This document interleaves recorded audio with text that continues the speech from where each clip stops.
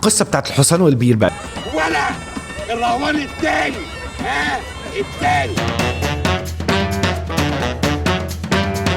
بيقولك ان كان في قرية زمان، القرية دي كان فيها بير فجفت منه المية، وكان في فلاح عنده حتة ارض جنب البير فيها حصان عجوز شوية. الحصان وهو بيتمشى وقع في البير، فالحصان لما وقع في البير اهل القرية اتلموا كده وقعدوا يفكروا يعملوا ايه. اجتمعوا اهل القرية على ان هم لو جابوا ونش يطلع الحصان من البير ده هياخد تكلفة كتيرة، نفس التكلفة دي يقدروا يشتروا بيها حصان جديد، وفي نفس الوقت عشان هو البير ده ما يحصلش منه مشاكل تاني وما يقعش فيه حد تاني، لقوا ان الحصان واخد حيز في البير، ان هم لو دفنوا الحصان وردموا البير ده هيوفر عليهم شويه مجهود، فقرروا ان هم يدفنوا الحصان. فلما اهل القريه كلهم وابتدوا يحدفوا على الحصان رمل وزلط وطوب عشان يدفنوا الحصان وهو حي، فالحصان قاعد يعمل بظهره كده ويعمل الصهيل بتاعه ومتضايق جدا الحصان وبيعيط وبتاع، لحد ما لقوا الحصان سكت، فافتكروا ان الحصان مات، فراحوا يبصوا على البير لقوا الحصان واقف وبيعمل كده بس بظهره. الحصان هو بيعمل كده بظهره عشان كل حاجه تنزل فوق ظهر الحصان، لما الحصان يعمل كده تنزل عند رجله ويطلع بيها خطوه لفوق، فوانس ان هم مالوا شويه من البير الحصان نط وطلع من البير. القصه دي انا دايما بطلع منها بمغزيين. المغزى الطبيعي اللي كلنا وصلنا له ان هو كل الحاجات الوحشه اللي هتترمي عليك وكل الباد تايمز اللي انت هتشوفها في حياتك يو كان اسكبت وتحطها تحت رجلك وتعلمك وتاخد بيها خطوه لفوق. الحته الثانيه بتاعت البيزنس ان انت لو عندك موظف كبير وتعب،